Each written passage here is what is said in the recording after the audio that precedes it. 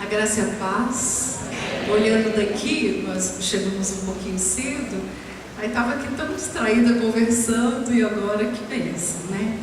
Até eu dei uma sugestão para o irmão aqui na frente: ó, mulher de pôr café. Eu falei: irmão, né, que espaço tão grande, eu acho que vai ser uns 20 casais, né? Então que a gente fizesse uma rodinha aqui na frente.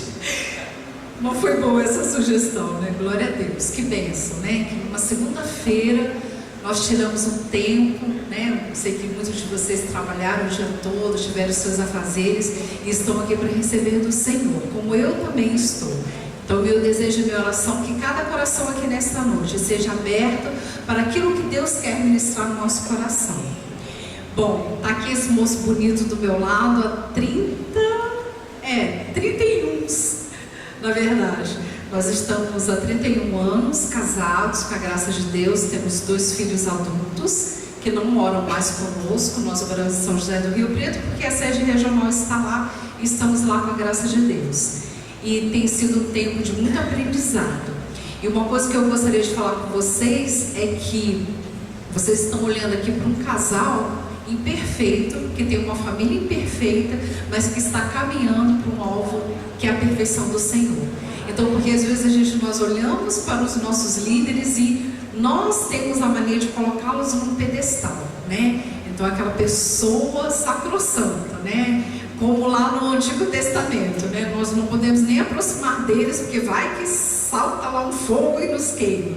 Mas na verdade nós estamos aqui como pessoas carentes da graça e da glória e do amor de Deus e do cuidado de Deus. E como Ele tem nos abençoado, como temos experimentado a graça do Senhor na vida de casado, no nosso casamento, na nossa vida familiar, e como em cada desafio, em cada prova que nós passamos, nós somos fortalecidos com a graça de Deus. E nós podemos testemunhar que o nosso Deus é o Deus que tudo faz. E mesmo aquelas promessas que ainda estamos vendo no futuro, que ainda não estão completas na nossa vida como família, nós estamos olhando para ela e nos firmando em Deus e dizendo: Deus, nós aguardamos o dia, queremos testemunhar também as tuas vitórias em nossa vida. Que o Senhor abençoe a cada um de vocês, que o coração de vocês, os ouvidos de vocês estejam abertos para aquilo que vamos receber do Senhor nessa noite, no nome de Jesus. Amém.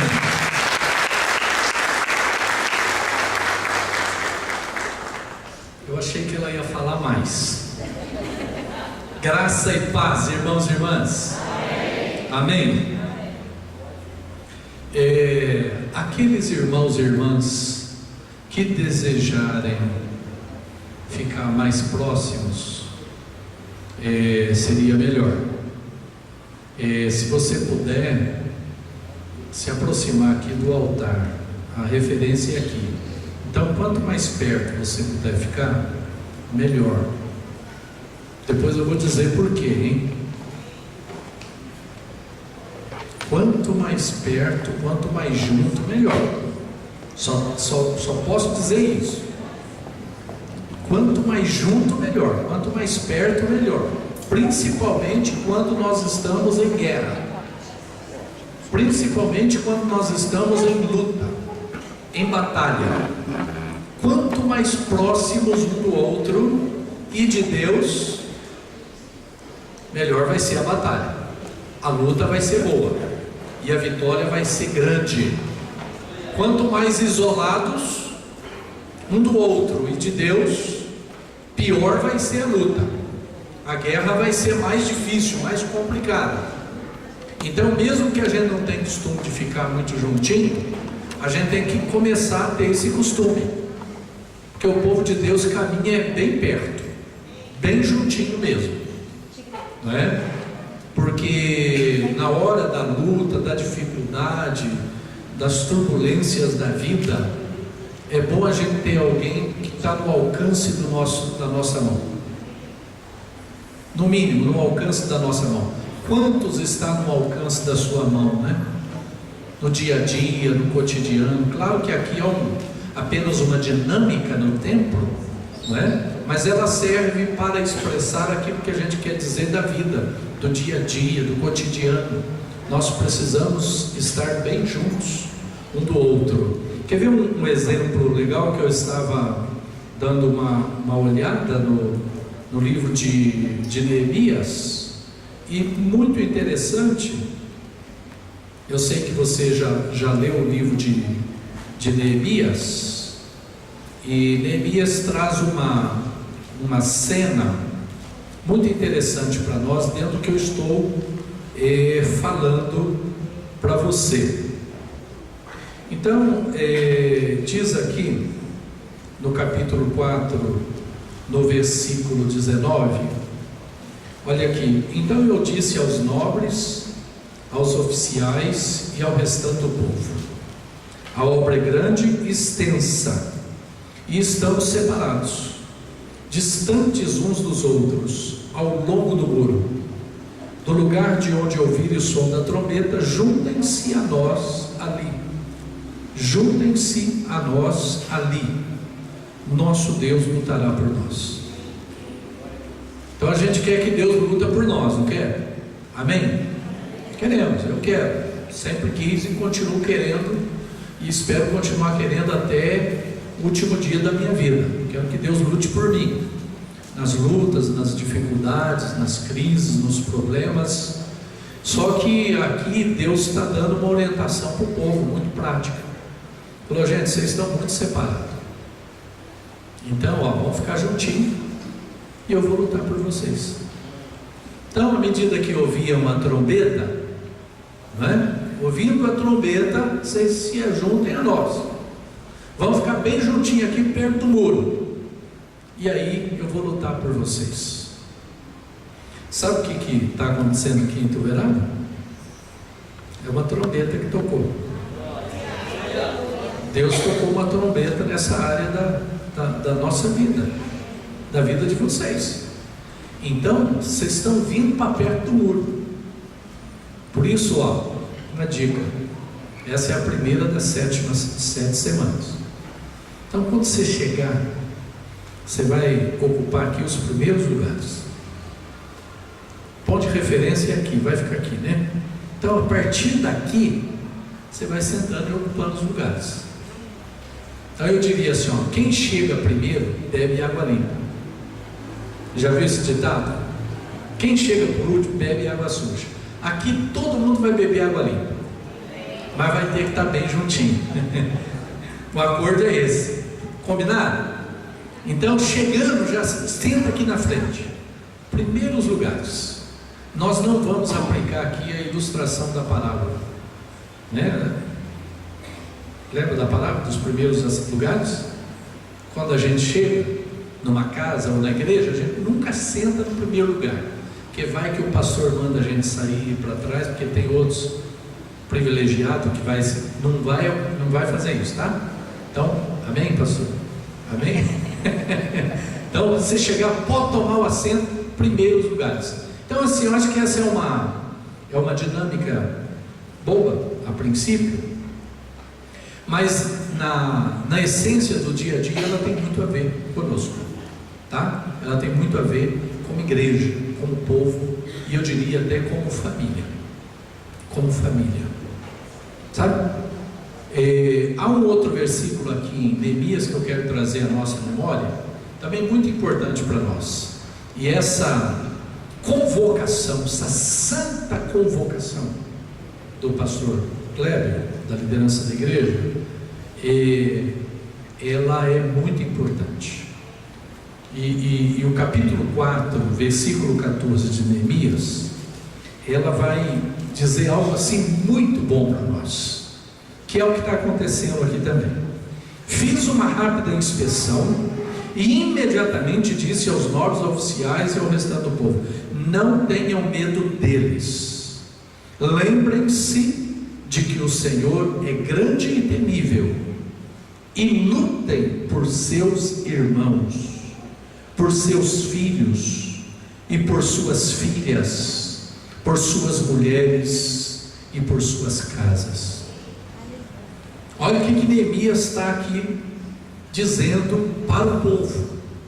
Em outras palavras, ele está dizendo para mim, como pai, como marido, está dizendo para Mar, como mãe, como esposa: lute pela sua família, lute pela sua casa, lute pelo seu casamento, lute pelos seus filhos, lute pelos seus pais. Lutar, reivindicar, buscar estratégias, meios, ferramentas, buscar em Deus aquilo que nós precisamos para que a nossa família seja mais do que vencedora, seja vitoriosa. Mas a palavra lutem denota uma ação, ou seja, eu vou assistir o meu casamento acabar, ou eu vou lutar por ele? Eu vou assistir os meus filhos se perderem, ou eu vou lutar por eles? Eu vou assistir os meus pais se perderem, ou eu vou lutar por eles? Isso demanda o quê? Ação. Lutar significa que eu preciso agir, eu preciso reagir. Eu vou deixar o diabo acabar com a minha família? Eu vou deixar o mundo acabar com a minha casa? Eu vou deixar com que a sociedade, os valores da sociedade acabem com o meu casamento? Percebe? Então, Neemias, quando chega lá e vê a situação das famílias, situação dos lares, ele propõe aqui uma reação. Falou: povo, o negócio não está fácil não. Na época de Neemias, não está fácil, está difícil. Vocês estão separados, vocês estão distantes, vocês estão longe um do outro, não é? A família não está bem. Então Neemias propõe: olha, o que vocês querem fazer? Deixa a coisa do jeito que está, para ver como é que fica? Vamos empurrando com a barriga, como diz os nossos ditados? Vamos fazer as coisas nas coxas, de qualquer jeito? Ou vamos lutar para valer? Ou vamos enfrentar mesmo os desafios? Vamos deixar com que o nosso casamento acabe? Vai ser mais um casal, né? Até no meio da igreja, né? Mais um. Não é assim que em muitos lugares já está acontecendo? Nem é tristeza em alguns lugares separação, nem é motivo de angústia em alguns lugares filhos que se perdem, pais que se separam, nem reagem mais em alguns lares quando os problemas, as brigas, as discussões são normais, são cenários costumeiros. Mas é isso que Deus tem para nós? É isso que Deus tem para nós? Destruição? Uma vida qualquer? Uma vida conjugal qualquer? Uma vida familiar qualquer? É isso que Deus preparou para nós? Só perdas, perdas, perdas? Só situações ruins, difíceis, crises? Nada de alegria, nada de felicidade, nada de prazer, nada de contentamento? Será que é isso que Deus preparou, que Deus idealizou para nós, para nossa família? No tema está aí: casados e felizes. O foco hoje é mais casados e felizes, que é o tema geral, não é? Agora, a gente casou para ser infeliz? Casamos para ser felizes ou para sermos infelizes? Amados irmãos e irmãs, como diz a Marta, vocês estão diante de um casal igual a vocês? Mas é importante que vocês saibam que, como casal, 31 anos de vida conjugal, claro que não é 2 anos, 3, 5 anos, são 31 anos, graças a Deus. Eu posso dizer, antes de falar alguma coisa nessa direção, eu posso dizer que eu jamais me arrependi de ter casado com a Marta. Nunca me arrependi. Mas vocês acham que foi fácil? Vocês não podem achar. Pode até achar é achar. Mas eu quero dizer que não foi. Principalmente nos primeiros anos. Não foram anos fáceis para o nosso casamento. Não é? Primeiro nós casamos numa fartura danada. Fartava tudo, gente. Fartava tudo. Não é? Eu achei que eu estava casando com uma mulher bem de vida. Que o meu sogro ia ter uma boa herança. Não tem nada, gente. Da minha parte não tinha mesmo. Não é? Meu pai deixou um lote para distribuir 13. Herança, né? Herança material. Mas a herança espiritual, moral e ética que meu pai deixou, é difícil achar alguma, hein? Tem, graças a Deus tem, mas é difícil. Então eu me apeguei a essa herança deixada pelos meus pais e também pelos pais dela, né? Então quando casamos numa fartura danada.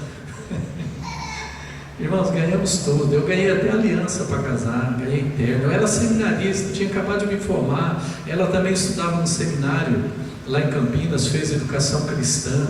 Nós não tínhamos nada, nem uma economia.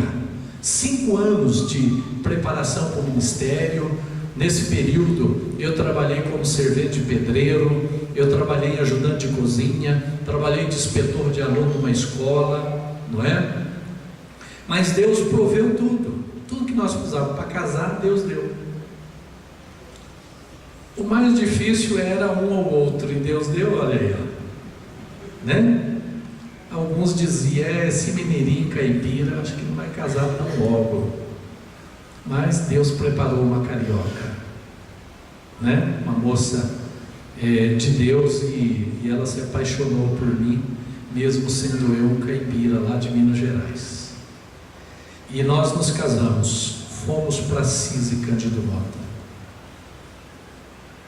com o básico do básico, mínimo do mínimo.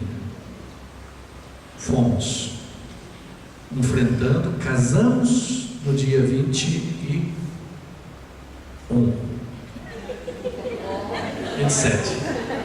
Dia 27.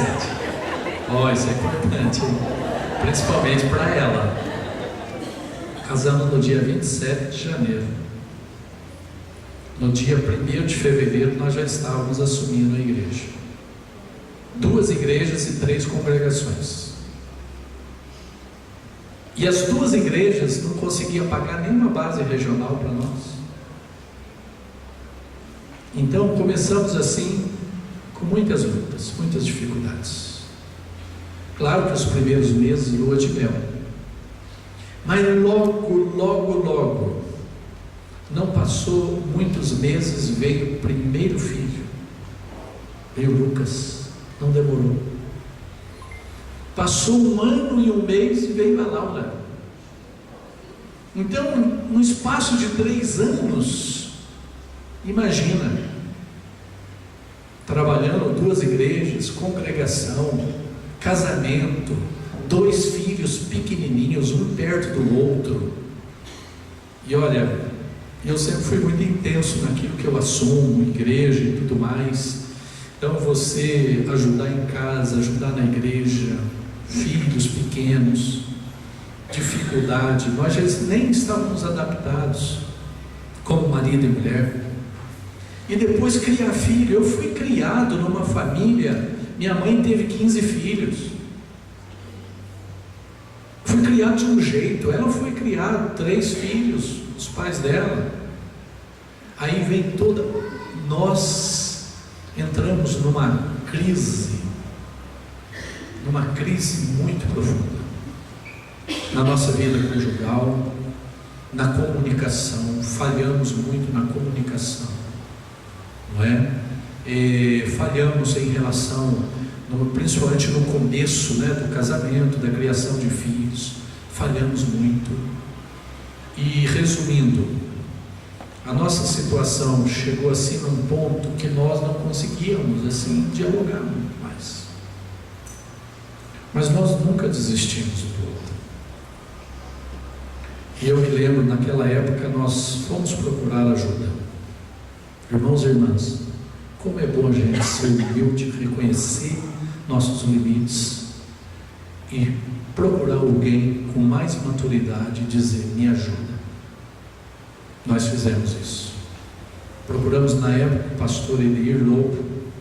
Dissemos: pastor, está acontecendo isso na nossa vida conjugal. Não está fácil. É muita discussão, muita briga, muito desencontro, não é? Cada um quer fazer de um jeito, cada um quer mudar o outro, e nós não estamos conseguindo. E graças a Deus o pastor nos abençoou, nos ouviu, orou conosco, nos deu atenção, nos acompanhou por um tempo, e as coisas foram se ajustando. Nós já estávamos até usando a palavra divórcio na época, mas com a ajuda do pastor Edir, na época, nós aprendemos algumas coisas. Entre elas, nós aprendemos que relacionamento conjugal, acima de tudo, precisa ser, depois da presença de Deus, e depois do amor, e mesmo com o amor aconteceu tudo aquilo, que não tínhamos dúvida do amor, mas nós aprendemos que relacionamento, acima de tudo, é uma decisão. E algo que mudou muito a nossa vida, a partir do 3º, 4º ano, eu decidi que a Marta é minha esposa, que eu sou o marido dela, ponto final. Aconteça o que acontecer, não se fala mais em divórcio, nem em separação, e nós vamos crescer como casal, porque foi para isso que Deus nos uniu. E nós propusemos então amar um ao outro do jeito que ele é, porque uma das causas das nossas crises foi eu querer que a Marta fosse uma outra pessoa e ela querer que eu fosse uma outra pessoa.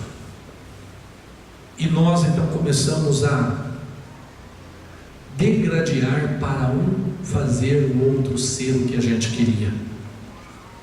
Mas a partir do momento que nós deixamos de querer mudar o outro e mudamos o foco para nós mesmos, muita coisa foi mudando na nossa caminhada, na nossa vida conjugal.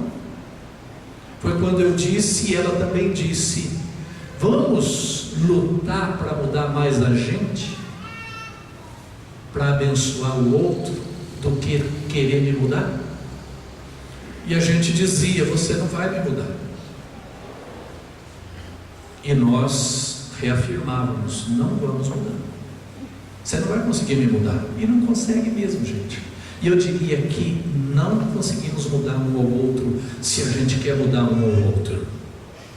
O que mudou a nossa vida muito e continua mudando até hoje é que eu continuo lutando para ser um marido melhor, para fazer a minha esposa feliz. Isso mudou muito de foco. Então, em vez de eu querer mudar ela, eu tenho que amá-la do jeito que ela é, com qualidades e defeitos. É essa mulher que Deus me deu, é uma bênção. Ela tem muitas qualidades, tem fragilidades, não é? Então, mas não sou eu que vou mudá-la, é Deus que vai ter que mudar ela, se Ele quiser e se ela deixar. E é Deus que vai ter que me mudar também. E assim a gente continua até hoje. E eu me lembro que a luta foi tão grande naqueles primeiros 4, 5 anos, que desde a segunda igreja que fomos nomeados para Goiânia, nós propusemos no nosso coração: Marta, eu sou um pastor, você é uma esposa de pastor, você é formada em educação cristã, criada no lar cristão, eu também. Se eu tenho uma grande herança espiritual, ela também, conhecemos ao Senhor, tivemos experiência pessoal com Jesus Cristo, nascemos de novo, recebemos avivamento espiritual, casamos porque amávamos. Marta, se nós que temos toda essa bagagem, toda essa estrutura, aconteceu o que aconteceu conosco, Marta, imagine outros casais que não tiveram tais privilégios, tais estruturas espirituais, ou que não tiveram heranças como a nossa. Se nós tendo tudo isso aconteceu e colocamos em risco a nossa vida, o que dirá outros? Nós colocamos no nosso coração: a partir de agora, o foco do nosso ministério, um dos focos principais do nosso ministério, é ser trabalhar com famílias. Ser trabalhar com famílias. E desde Goiânia nós começamos a trabalhar com família. Mas trabalhar com família, nós estávamos pensando o seguinte: nós precisamos lutar pela nossa vida. Nós precisamos aprender a ser marido e mulher melhor. Nós precisamos aprender a criar melhor os nossos filhos. Então nós vamos investir. Nós vamos investir em nós. Mas não vamos investir só em nós. Vamos investir nos casais da igreja. Vamos investir nas famílias da igreja. E aí nós começamos a investir em leitura, participar de alguns encontros, leitura de bons livros, aprofundando princípios na palavra de Deus. E começamos a ter encontros, preparo de noivados. Começamos a ter encontros para namorados, encontros para preparar bem o noivo. E olha que os noivos que nós preparávamos, eu não casava desde Goiânia, eu não casava nem um casal se eles não frequentassem o curso de noivo, que era uma média de 6 meses. E tinha quase de tudo nesse curso de noivo. Então eu, como pastor, querendo investir nos casais, nós exigíamos: você quer que eu faça seu casamento? Então, curso de noivo. Era uma média entre 4 e 6 meses. Era no mínimo 4 meses. Tem que fazer a classe de noivo. Se não fizer, pede para outro pastor fazer o casamento. Como eles sabiam desse projeto, então, e todo ano a gente fazia encontro de casais. Todo ano. Quando fui para Uberlândia, levamos também. Eu sei que nós continuamos, resumindo um pouco do nosso testemunho, nós continuamos até hoje a investir no nosso casamento, em especial. Hoje os nossos filhos já são adultos, não é? Eles têm passado as suas experiências. Nós continuamos. Esse final de semana estávamos juntos, eles estavam em casa, o Lucas ainda está em casa.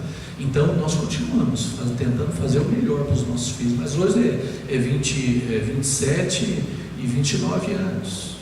Então hoje eles já respondem muito por si mesmos. Mas nós procuramos investir muito. Fizemos curso Casados para Sempre. Fizemos muitos, lideramos muitos grupos de casados para sempre, não é? Fizemos o curso, treinamos líderes, lideramos muitos grupos, lideramos criando filhos à maneira de Deus, lideramos grupos para pais com filhos pequenos, tudo isso para que a família possa ir bem. Por isso que eu estou dizendo a importância aqui do texto de Neemias, que nos desafia a lutar pela nossa família. Se eu não tivesse lutado pela Marta e a Marta por mim, talvez nós teríamos mais uma na estatística de evangélico divorciado, separado, ou quem sabe já casados de novo. Algo que nós não planejávamos e nem queríamos que acontecesse, e graças a Deus não aconteceu, e esperamos não acontecer. Mas assim, custou, nós tivemos que investir muito e continuamos a investir até hoje na nossa vida conjugal e no nosso relacionamento. E algo assim, amor passa muito pela decisão, e decisão é muito importante. Eu decidi amar a Marta do jeito que ela é, com qualidades e defeitos, e vice-versa. Paramos de querer mudar um ao outro, muda mais a mim a favor dela, mais ela a favor de mim, porque isso vai abençoando o nosso casamento. Muitos casais têm sofrido porque acabam não tomando essa decisão séria.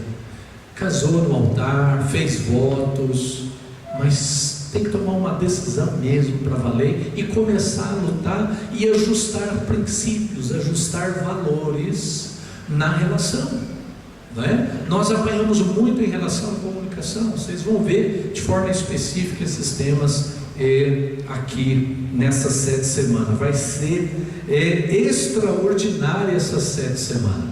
Não só venha, mas traga outros casais para ouvir aquilo que Deus está fazendo. Então é a trombeta tocando, e graças a Deus você ouviu e veio. Por isso Deus já está abençoando a sua preciosa vida em nome de Jesus. Amém? Então, lutem por seus irmãos, por seus filhos, por suas filhas, por suas mulheres e por suas casas. Portanto, o que você está fazendo aqui? Lutando pelo seu casamento. E lute mesmo. E olhe para o seu cônjuge, olhe nos olhos, mais profundo. Pode olhar, olha nos olhos, vai dar aquele sorrisinho, né? Olhe profundamente, né? Então, esse que está aí, e o seu cônjuge não está aqui, olhe pela fé no olho dele, no olho dela. Mas esse que está do teu lado, aqui presente ou não, essa que está do seu lado, decida amá-lo e amá-la incondicionalmente. Decida. E cada dia reafirme essa decisão. Essa escolha. É a mulher que Deus te deu. É o marido que Deus te deu. Claro que depois de 31 anos, hoje eu já não tenho os cabelos que eu tinha aos 23, 24 anos. Eu não tenho mais os músculos que eu tinha, não é? Com 23 e 24 anos. Eu já não tenho o mesmo vigor que eu tinha aos 24 anos. Mas eu continuo sendo o amado da Marta. E ela a minha amada. Então, nós decidimos isso depois de um período de crise longo. Então, olha, essa pessoa aí que está do teu lado é a pessoa que Deus te deu. Não tem outra e não tem outro. É até que a morte separe. Coloque isso no teu coração. Então não adianta fantasiar as coisas. Não adianta ficar fantasiando, iludindo. Não adianta querer ficar, cobiçando a mulher do outro, o marido da outra. Não, isso aí não adianta mais, não é? Ou seja, seja feliz com a esposa linda e maravilhosa que Deus te deu.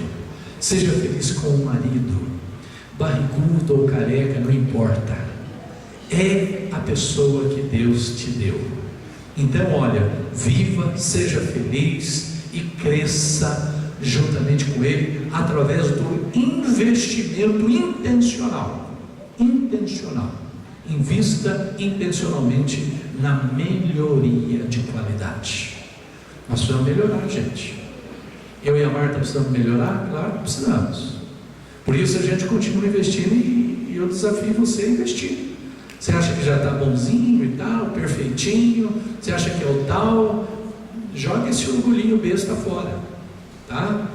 seja humilde, a tua mulher te conhece, né? Teu marido também te conhece, então não tem que esconder nada não, a gente é o que é. Então diante do Senhor a gente se humilha, reconhece quem somos, não é? Que ainda estamos longe da perfeição, e a gente vai buscando o melhor de Deus para nós, no nosso dia a dia e no nosso cotidiano.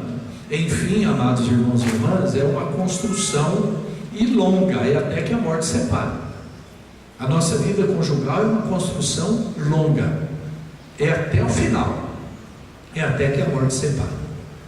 Sabe, gente, nós precisamos colocar um ponto final. Como igreja, principalmente, nós temos tantas ferramentas da parte do Senhor para a gente permanecer casado e com qualidade. A gente tem tanta ferramenta, tantas possibilidades, não é? A gente tem tantas riquezas em Deus para a gente permanecer e permanecer bem. Não é permanecer de qualquer jeito, não é permanecer brigado, não é permanecer infeliz. Não, Deus não quer você infeliz. Só que hoje está uma moda, né? Por causa dos desajustes e por causa dos desencontros, que é natural na vida de cada casal, eles acham que porque tem desencontro, porque tem desajuste, porque pensa diferente em algumas coisas, etc, acha que não foi feito um para o outro, ou que Deus de fato não uniu. E se for assim, então tá, separa e arruma outro, beleza. Vai ser então 100%. A outra pessoa vai ser igualzinho, não vai ter nenhuma crise, não vai ter nenhum problema. A outra pessoa vai pensar exatamente igual você pensa, não é? Um pensa igual o outro pensa igual. Vai ser? Não. Vai começar tudo de novo, porque somos diferentes. Então não adianta esse negócio de querer separar para recomeçar, reconstruir, não é? Respeito quem passou por essa experiência, né, de separação, teve a oportunidade de recomeçar. Não estou entrando no mérito aqui das experiências individuais, mas estamos tratando de princípios, de valores, tratando de realidades que Deus estabeleceu. Ou seja, Deus, quando nos une, Ele nos une para permanecer, não para a separação. Amém? Irmãos e irmãs, você pode ficar em pé aí no seu lugar um minutinho? Fique em pé um pouquinho. Você pode fazer uma oração agora com seu cônjuge? Seu cônjuge não está aqui, erga sua mão em direção à sua casa, onde ele está, esteja abençoando, intercedendo pelo seu cônjuge, onde quer que ele esteja, e se ele está aqui, ore com ele mais uma vez, entre muitas orações que você fez.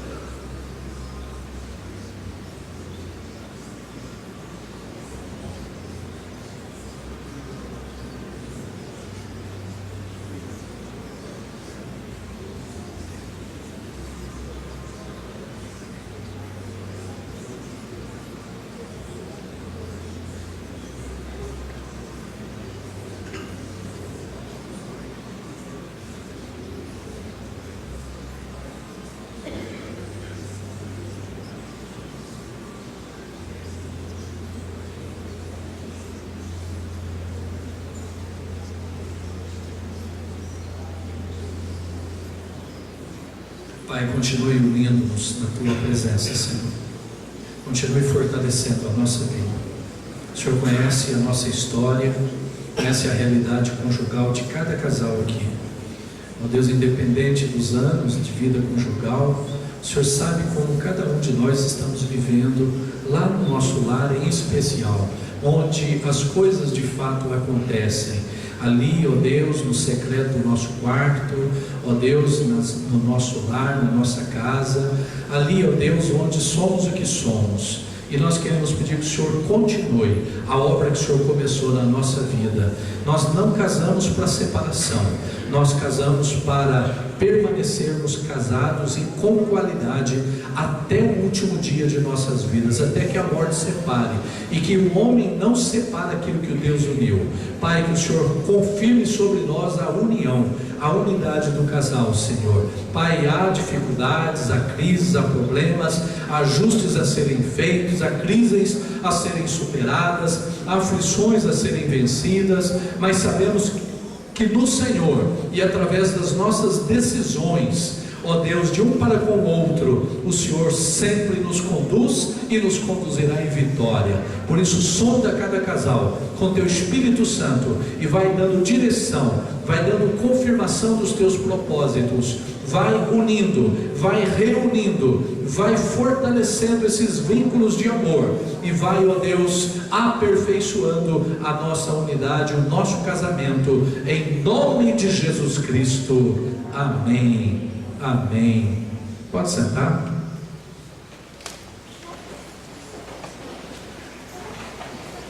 Eu gosto muito de um outro versículo que também você conhece bastante. O livro de Ruth, capítulo 1, versículo 16, diz assim: Ruth, porém, respondeu: não insistas comigo que te deixe e não mais acompanhe. Aonde fores irei, onde ficares ficarei. O teu povo será o meu povo e o teu Deus será o meu Deus. Este versículo tem sido usado em muitos casamentos, né? Acho que o pastor Cléber já deve ter feito casamento com esse texto, né, pastor? Acho que todo pastor, o pastor Luciano também, acho que todos nós, né? Eu também já fiz. E há alguns ensinos aqui muito importante, mesmo sendo uma aliança que havia entre duas irmãs, na realidade uma nora e uma sogra, né? Mas os princípios aqui de aliança e de fidelidade é muito forte, né? A aliança, a fidelidade na relação, na amizade entre sogra e nora aqui é muito forte. E Ruth, é por isso que esse texto é muito usado, porque a posição de Ruth em relação à sogra é muito forte, porque aqui revela uma decisão, uma escolha dela. Não é? Enquanto as outras noras escolheu ficar ali em Moabe, Ruth escolheu continuar juntamente com a sua sogra, não é? E por isso essa frase poética, mas muito profunda: não insista comigo que te deixe e não mais a acompanhe. Aonde você for irei, onde você ficar ficarei. Já imaginou se todo casal em crise reafirmasse esse valor? Né? Está numa crise terrível, mas você reafirma: estamos numa crise, mas eu já quero deixar bem claro para você, não vou te deixar, eu não vou te deixar, aconteça o que acontecer, eu não vou te deixar, e mesmo que você queira, eu não vou te deixar. E se os dois tomam essa decisão, vai haver menos divórcio, menos separação. Porque às vezes, por causa das grandes dificuldades, um ou outro acaba mandando o outro embora, porque não aguenta mais. Agora imagine se aplicar esses princípios que Ruth aplicou na sua história e na sua vida. Olha, não insista para que eu te deixe, que eu não vou te deixar. Não insista para que eu não te acompanhe, que eu vou te acompanhar. E ela ainda vai mais longe: o teu povo vai ser o meu povo e o teu Deus vai ser o meu Deus. E olha que Ruth era uma moabita, nem judia era. E você sabia que por causa dessa escolha, dessa decisão, ela acabou entrando na genealogia de Jesus? própria genealogia de Jesus passa por essa moabita. Percebe que as decisões, as escolhas podem mudar as coisas. O fato é que, irmão e irmã, por maiores que sejam os nossos problemas, e olha que nem todos os problemas ruins acaba sendo um adultério. Adultério é algo terrível? É, para o casamento. É algo terrível. Talvez seja a situação mais trágica de um casal, seja o adultério. Não é? Mas tem tanto casal separando e não é por causa de adultério. Agora, mesmo que fosse em adultério, há lugar para restauração, há lugar para perdão, há lugar para superação, não é? A palavra de Deus fala da carta de divórcio, ou seja, quem quer andar por permissão, Deus permite por causa da dureza do coração. Agora, quem quer andar debaixo da vontade de Deus, vai buscar a restauração, vai buscar a cura, vai buscar o perdão, não é? Caso seja essa situação extrema que é a questão do divórcio. Mas há muitas outras situações que têm separado, não é? Agora, se esses princípios, essa postura de Ruth fazer parte da nossa vida, diante da vontade de Deus, diante da vontade do Senhor, eu acredito que o nível de divórcio vai diminuir muito, então, principalmente no meio do povo de Deus, pelo fato do povo de Deus acreditar na palavra de Deus, acreditar em princípios estabelecidos por Deus, que são fortes, poderosos, não é? Em Deus e através de Deus, para nos conduzir em vitória e em triunfo. Então, assim, por pior que sejam as situações, tem casal que está em crise de comunicação, não é? Tem casal que está em crise sexual, tem casal que está em crise econômica, tem casal que está em crise de identidade, tem casal que está em crises as mais variadas. Todas essas realidades poderão ser tratadas através de uma decisão e de uma escolha. Olha, a coisa não está boa para o nosso lado, mas eu não desisto de você. Eu não vou deixar de te acompanhar. Você é minha esposa, meu marido. Nós vamos prosseguir, nós vamos superar, nós vamos lutar pelo nosso casamento e Deus vai nos dar vitória. Nós vamos superar. Amanhã vamos estar melhor que hoje, o mês que vem vamos estar melhor do que o mês passado, o ano que vem vamos estar melhor do que o ano passado, porque Deus vai estar conosco e nós vamos lutar. Não vamos entregar os pontos, nós vamos reagir, nós vamos nos levantar contra tudo que se opõe a nós mesmos e vamos derrotar tudo isso através da palavra de Deus, dos princípios estabelecidos, e nós vamos vencer, e vamos vencer para ser feliz, para viver bem. Não é de qualquer jeito, não é de aparência, não é de aparência. Meu irmão, minha irmã, a pior coisa é viver de aparência. A pior coisa é fazer de conta que está tudo bem. É verdade que alguns espaços a gente acaba fazendo de conta, mas eu vou dizer uma coisa para você, pensando na perspectiva do seu quarto, da sua casa, diante de Deus não tem como esconder nada, mas assim, a partir do que a gente quer, a gente busca, e quando você percebe, você já não vai estar sendo hipócrita mais. Não que você não terá momentos difíceis. Há momentos na nossa vida conjugal também, não é só individual, que Paulo, aplicando aqui a experiência de Paulo, entristecidos, mas sempre alegre. Então, quem não sofre com enfermidade, quem não sofre, não é, com crise espiritual, quem não sofre com crises emocionais, quem não sofre por causa de N problemas, todos nós sofremos. E não é que a gente tem que ficar aí com um sorriso, a casa está caindo, a gente está com aquele sorriso tremendo no rosto. Não, você pode até ter um semblante mas o que conta é aquilo que está lá dentro, e é lá dentro que a gente luta contra as forças internas e externas que quer destruir, destituir a nossa vida de alegria, de paz que o Senhor Jesus veio trazer para nós. Mas isso parte muito da nossa consciência e da nossa escolha de reagir e de decidir.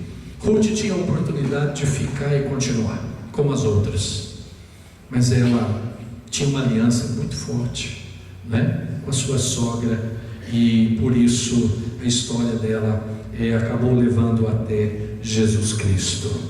Irmãos, irmãs, Isaías 54:10 diz assim: embora os montes sejam sacudidos e as colinas sejam removidas, ainda assim a minha fidelidade para com você não será abalada, nem a minha aliança de paz será removida, diz o Senhor, que tem compaixão, amor fiel de você.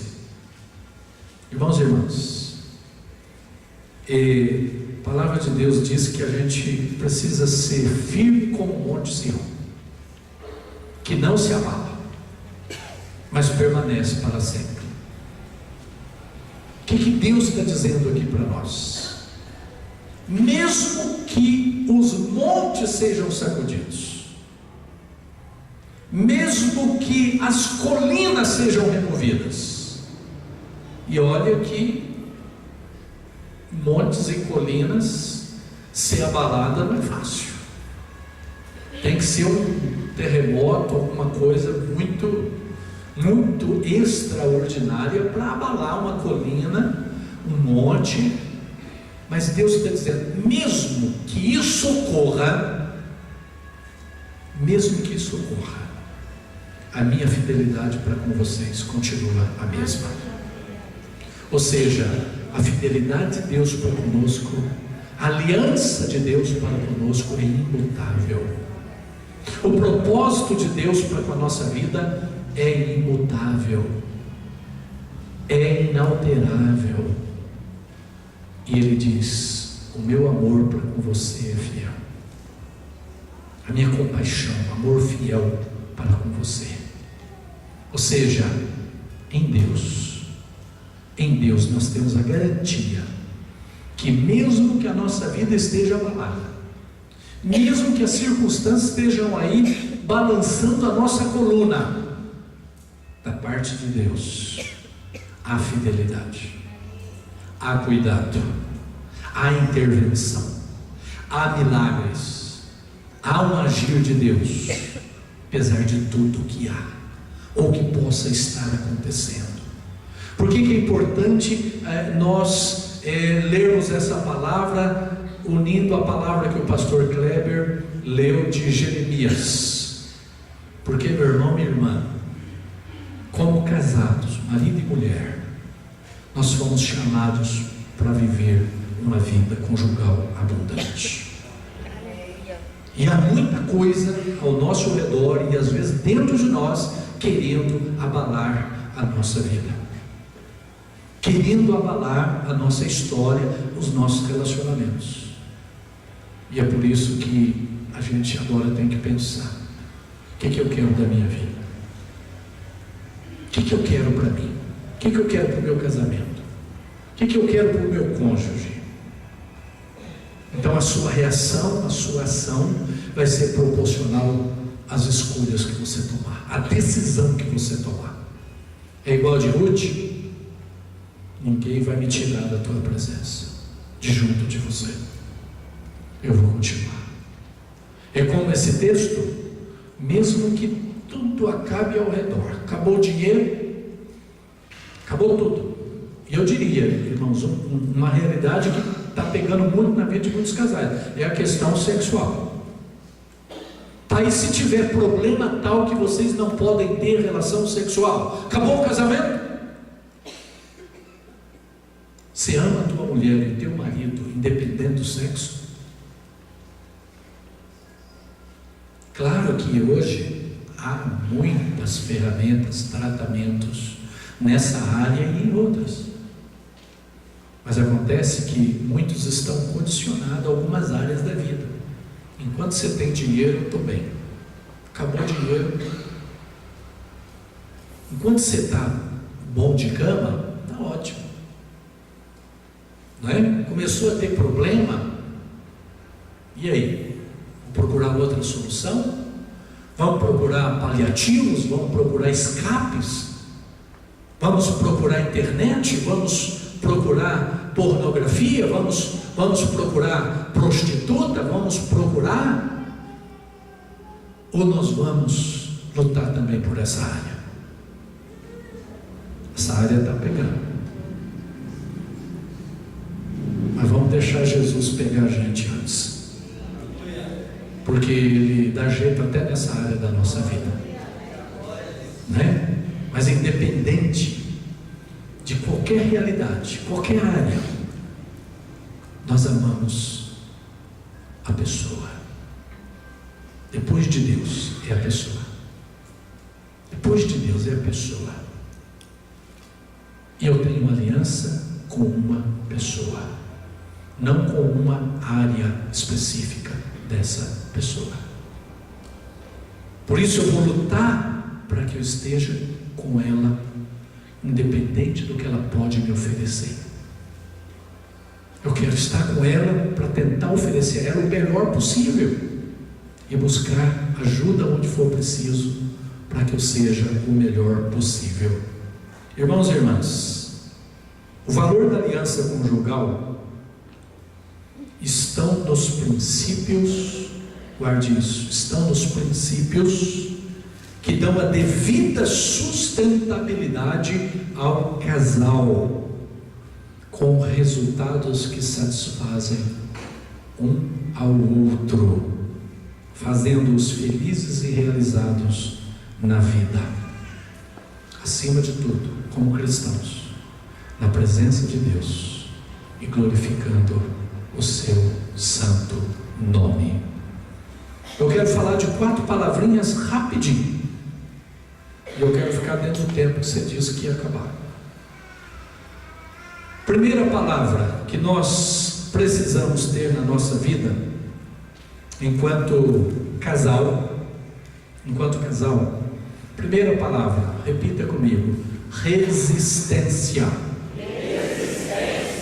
Então nós precisamos, a gente tira essa lição ali de Ruth, resistente, ou seja, em não deixar um ao outro.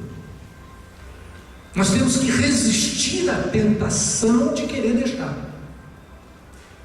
Então, nós queremos é ficar, não sair da jogada, não sair do casamento. Nós queremos é permanecer, é lutar por ele. Então eu preciso desta autorresistência. E resistência também poderíamos entender como lealdade até a morte. A pessoa que é leal até a morte, ela resiste a todo tipo de provocação, todo tipo de tentação, todo tipo de armadilha. Ela resistirá porque ela resiste. Ela resiste porque ela é leal ao cônjuge. E ela prometeu lealdade até a morte. 31 anos atrás, eu prometi a minha esposa: prometo ser fiel a você e permanecer ao seu lado, seja qual for a circunstância, e até que a morte separe. Agora eu preciso ser leal. Eu preciso ser leal. Por que eu e a Marta resistimos a tantas coisas, principalmente nos primeiros 5 anos? Primeiro, porque foi graça de Deus. E depois, foi misericórdia de Deus. E depois, foi porque Deus tinha um propósito com as nossas vidas, como tem com a sua. e Ele nos ajudou a sair do fundo do poço, e foi nos edificando, e continua até o dia de hoje. Então, resistência em não deixar um ao outro. Então eu digo, meu irmão, minha irmã, resista. Resista. Nós estamos vivendo no mundo do descartável. Nós estamos vivendo no mundo do troca-troca. Por nada as pessoas estão trocando umas às outras. Por nada. Por pouca coisa as pessoas estão sendo substituídas. Porque envelheceram. Porque envelheceram. E aí o ditado popular maligno deixou uma de 60 para casar com uma de 30. Não que seja errado casar com mulher mais nova ou homem mais novo. Não é isso que eu estou dizendo. Eu estou dizendo destas barbaridades, dessa leviandade na vida das relações nos dias de hoje, que são descartáveis. Fatalidades extremos às vezes acontecem em uma situação ou outra, mas eu estou combatendo aqui o modismo. As pessoas resistem muito pouco.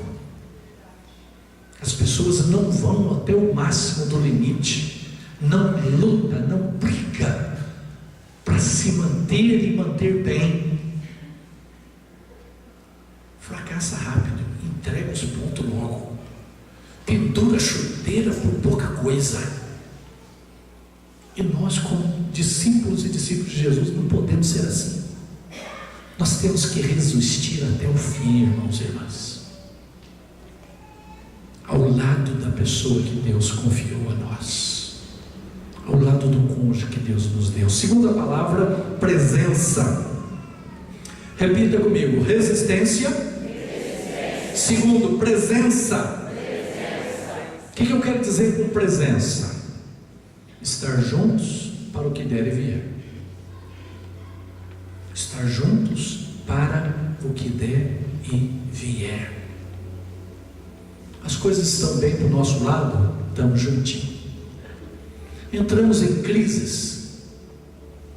E aí? Vamos deixar a crise acabar com a gente? Ou vamos continuar juntinhos?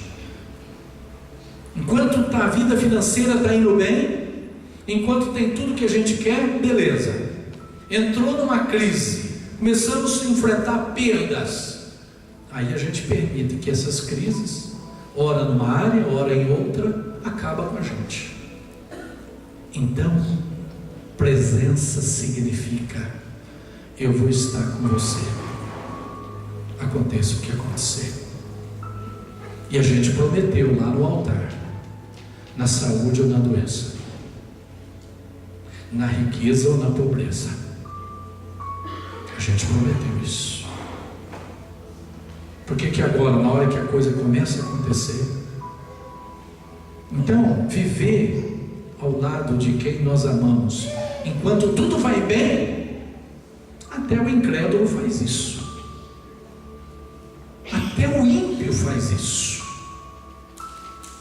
Agora, viver bem, permanecer junto, estar presente, aconteça o que acontecer,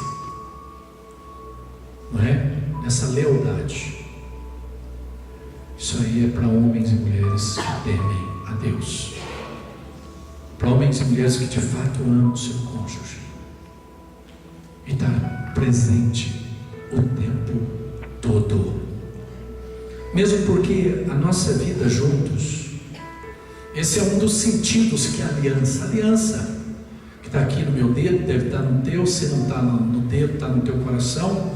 Você que é aliançado, casado, não é?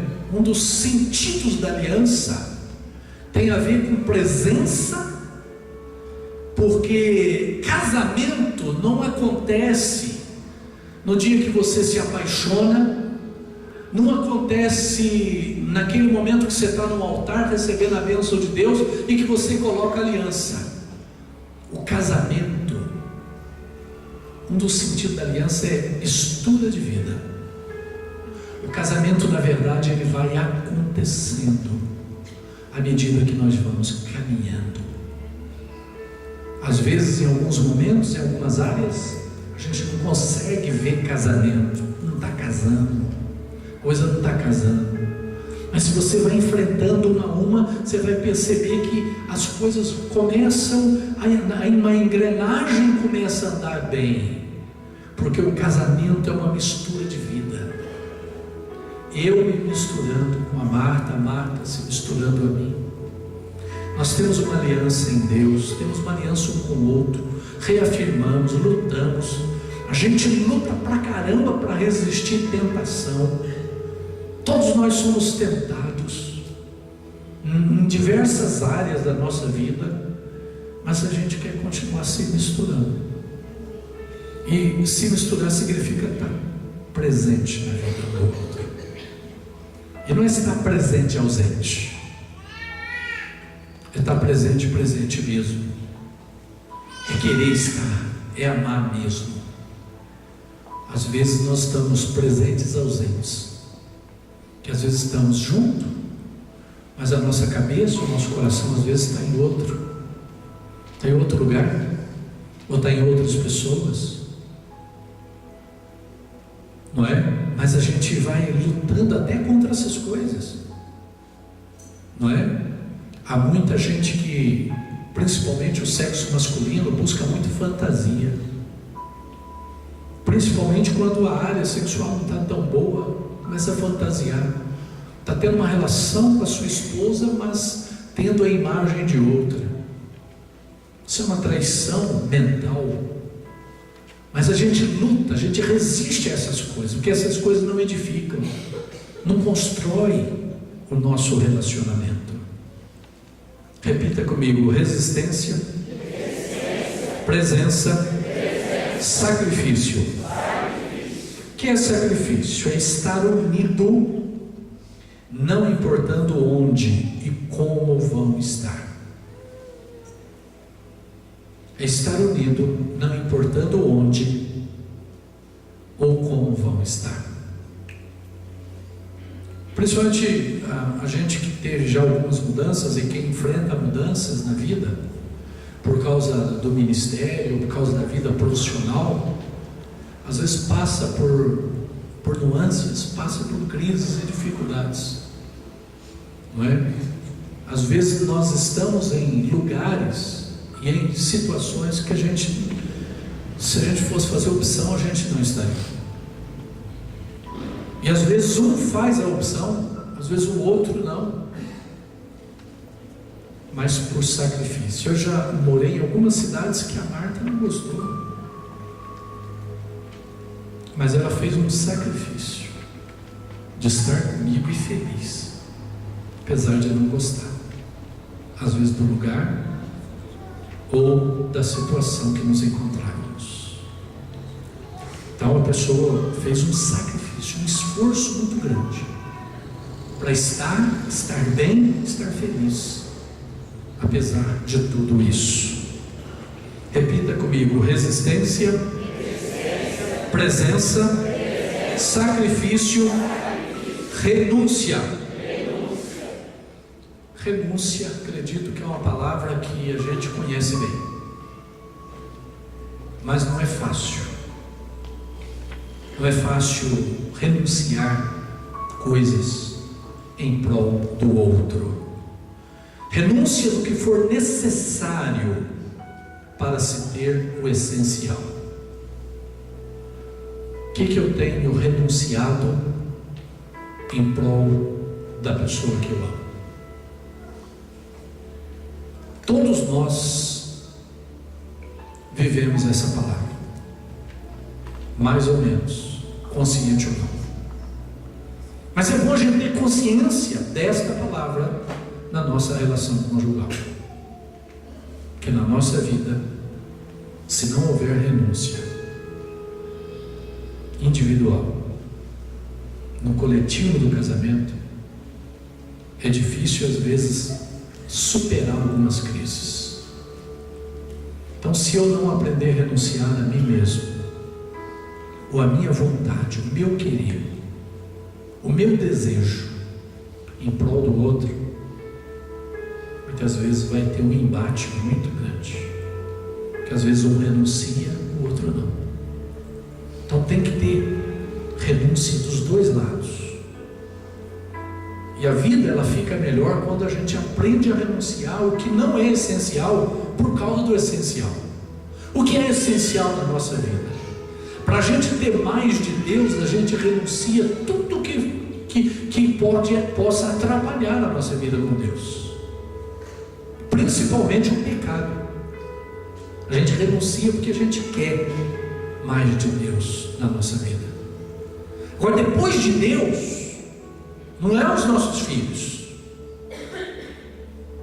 Depois de Deus, não é a igreja. Depois de Deus, é o teu cônjuge.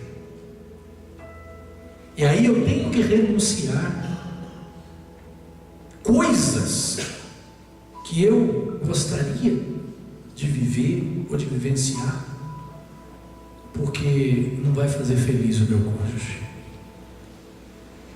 E às vezes na vida conjugal temos que renunciar coisas que às vezes gostamos. E às vezes não é só coisas erradas. Às vezes nós temos que renunciar práticas erradas que a gente traz do mundo das trevas para o casamento.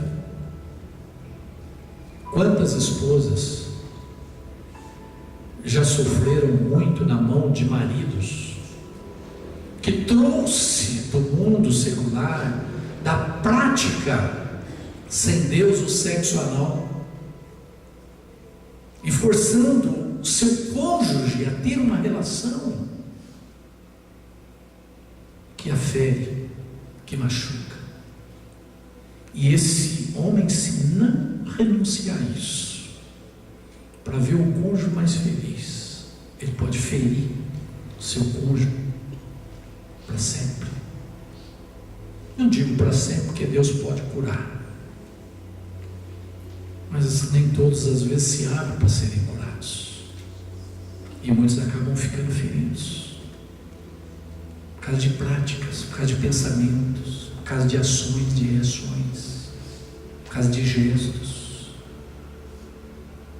A nossa vida é feita de renúncia. Quanto mais a gente renuncia para abençoar, depois de Deus é o cônjuge. Então a gente tem que renunciar tudo que não é essencial, porque o essencial é Deus, e o segundo lugar é o cônjuge. Então abrir mão de muitas coisas não é fácil. Inclusive muitos casais acabam sofrendo porque tem muitos que não abrem mão do orgulho. Muitos não abrem mão do machismo, do feminismo, da soberba. Muitos não abrem mão da carnalidade. Então renunciar é todo dia. Todo dia a gente tem coisa que renunciar. Quanta coisa vem no teu pensamento que você tem que renunciar. Não adianta, você não vai aplicar no seu cônjuge. Não vai. Mesmo que ela quisesse, você não devia. Muitas coisas que vêm na cabeça, que a gente sabe que não procede do Senhor, não procede de um leito santo, não procede da santidade que agrada o coração de Deus. Repita comigo: resistência, presença, sacrifício, renúncia.